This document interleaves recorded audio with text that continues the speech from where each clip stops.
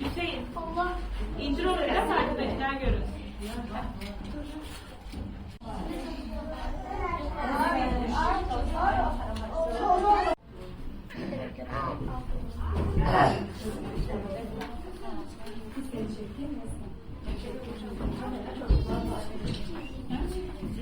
Yetimler Vakfı Bingöl Gönülleri olarak ekmeğimi Gazze'li kardeşimle paylaşıyorum. Projesini başlattık. Bu projemizi ilk etapta gönüllü arkadaşlarımızla kendi aramızda yaptığımız bir çalışmaydı. Bu çalışmamızı duyan duyarlı hayırseverlerimiz bizlere ulaştı ve bu güzel çalışmada yer almak istediklerini söylediler. Allah razı olsun, onların da katkısıyla bugün bir araya geldik. Bizler Yetimler Vakfı Gönülleri ve hayırseverlerimizle birlikte bir ay boyunca evlerimizde kumbaralar kurduk.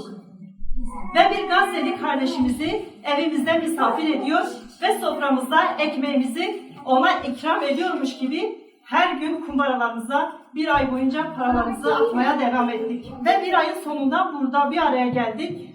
Bugün buraya gelemeyip desteklerini gönderen kardeşlerimiz var. Aynı zamanda kendileri küçük, kalpleri kocaman minik çocuklarımız da biriktirdikleri bir aylık kumbarasını alıp çalışmamıza destek olup Gazze'li kardeşlerini unutmadılar. Elhamdülillah güzel ve bereketli bir çalışma oldu. Bu çalışmamızın güzel bir yanı da yardım etmek isteyip de buna gücü yetmeyen tüm kardeşlerimizin bütçesini zorlamadan yardım edebilmeleriydi.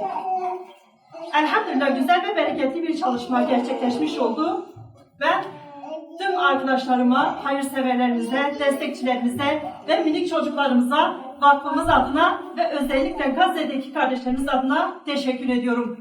Rabbim yaptıkları hayırları katında kabul etsin. Allah razı olsun. Rabbim daha nice hayırlı, güzel işlerde kalplerimizi birleştirsin. Hüseyin, Allah incir olur